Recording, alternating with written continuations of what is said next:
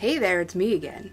In order to give these videos a little more content and to speed things along a bit, instead of doing one video per drama, I'm going to start doing a month's worth of dramas in one video so that you get more than one drama and everything is as nice and compact as possible. Otherwise, I'd just be doing drama videos all day, every day. Not that that's a problem, but, you know, so many other things to do as well.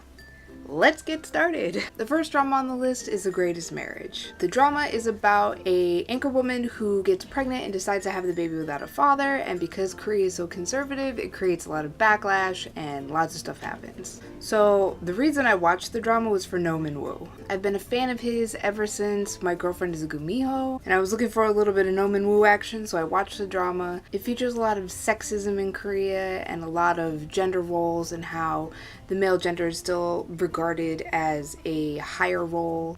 As a woman in America, it was pretty infuriating to watch, and a lot of it seemed very stupid, but I also understand that a lot of countries are a lot different and they have different values. You know, I understand. The ending was a little muddy. The motivation for some of the characters was a little confusing.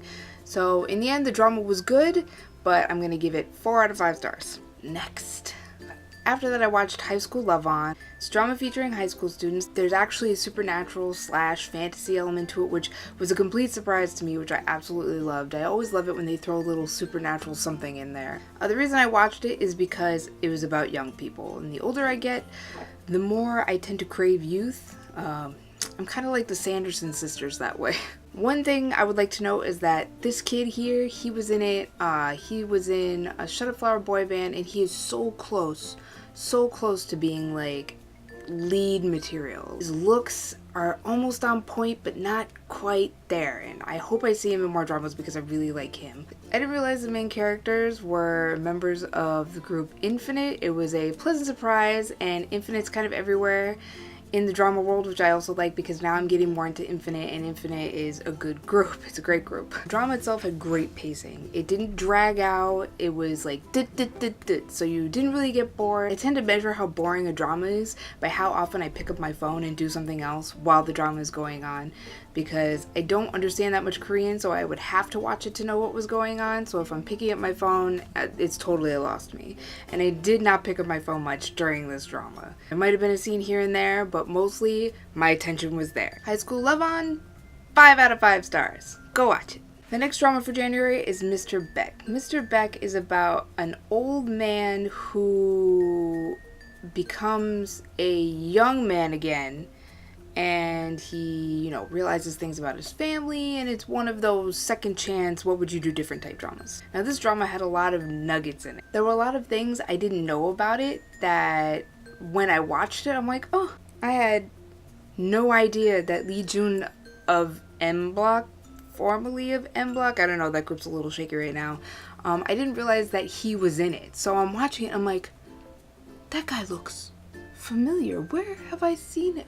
Is he June? There's no way. He's a great actor, and he makes, well, we'll get to that later. The reason I decided to watch Mr. Baek was because of the poster art for it, like the shot that they take that kind of summarizes the drama before the drama comes out, the promotional poster. I figured that between that and the kind of outline of the plot, the story would be interesting, and Mr. Baek didn't really do it for me. There were a few things that bothered me. For example, the relationship. In the end, the main character, he's an old guy. The main character is a 70-plus-year-old man. Like, he's old. So the idea that he's in a 30-something-year-old body, that's fine by me. But the fact that he's falling in love with a 30-something-year-old or a 20-something-year-old was always a little bit like, he's an old man. In my head, I couldn't get past the fact that he was an old man. I couldn't do it.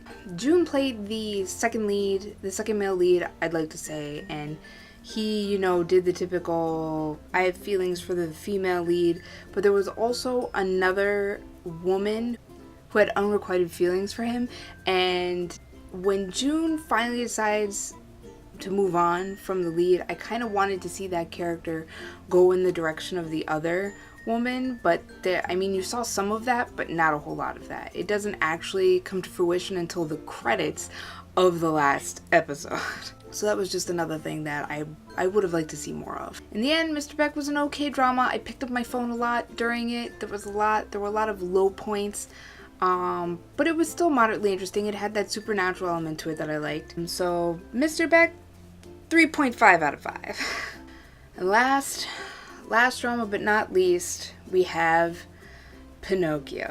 Pinocchio is about a guy and a girl who end up in the field of reporting. The guy has a very dark past, and the girl doesn't have quite as dark a past, but she has issues too. So they work through it through their profession, which is being a news reporter. Pinocchio, as I'm sure you know, was one of those overhyped dramas. There was a lot of press for it. It was in your feed all day, every day while the show was airing. I like to wait until shows finish to watch them so I can watch them all the way through. I don't have to worry about waiting for another episode. So I waited until Pinocchio finished before I finally watched it. It had the same equation as Heirs. There was a lot of hype, stellar cast. There were a lot of expectations for the drama, and I was afraid it was going to go the way of Heirs and fall flat, because Heirs wasn't as great as it was made out to be. It was okay, but it wasn't that awesome. For Pinocchio, that is not true at all. Pinocchio was an awesome drama. The cast was great. I don't think I need to say this, but I watched it for Lee Jong-suk. I mean, he's gorgeous, and he's popular for a reason. He's grown a lot as an actor. I've been a fan of him ever since Secret Garden. He had a minor-ish role where he played the gay kid that had a crush on the Hallyu star, and I've loved him ever since then. Every time he popped up in a drama after that, even in those low-key roles, like when he was in Prosecutor Princess, I'm like, that kid looks familiar. Oh, it's him from that drama. Oh, I like him. I hope he does more. And he's doing more, and I'm super glad. I'm super glad he's doing more. This is the first role he's had in a while that hasn't made me, like... He was in Doctor Stranger, and I didn't really care for Doctor Stranger, the drama. I love him, but the drama was kind of, ugh. Park Shin-hye is another one. Park Shin-hye, I like. I've got some feelings of jealousy in there, but then who doesn't? This is the first role that she's had in a while that hasn't been insufferable. Her character in Heirs was like, she was one of those passive roles that just sat back and watched everything happen to her without actively trying to change anything. I hate those roles. She was kind of the same in Flower Boy Next Door, who I watched for Yoon Chi-yoon. Miss, come back soon. That was another role where she was very quiet and just, I mean, I know that was the character. She didn't impact much. She was just kind of there. So in this role, she had a very active role, and she was headstrong, and she had beliefs, and she stood up for them. So this drama was great. The pacing was good. It didn't really slow down. There were a lot of pleasant surprises, a lot of familiar faces that I had no idea were going to be in there. In fact, most of the people in this drama I've recognized from another drama. Kim Kwon-kyu was in this, and I'm like, what is he doing in this drama? This guy's a comedy guy. This drama seems pretty serious. Why is he here? But it was still fun to see him there. There are a lot of people in this drama I've found that have played doctors in previous dramas as well. It was a fun drama to watch. The melodramatic parts of it, the dark history, those were all good. It was a good situation. It was a good tragedy in the way that I actually felt bad regarding this tragedy because it was so wrong. It was just so wrong. I felt the motivation behind the characters to do what they did. It's a great drama. Just, I mean, 5 out of 5, obviously. Go watch it. Go watch it. It's definitely as good as it has been made to be. It's safe to have high expectations for this one because they will totally be met. Just go watch Pinocchio. If you had to watch any drama for the month of January between The Greatest Marriage and High School Love-On and Mr. Baek and Pinocchio, watch Pinocchio. It's totally worth it. Totally. Totally.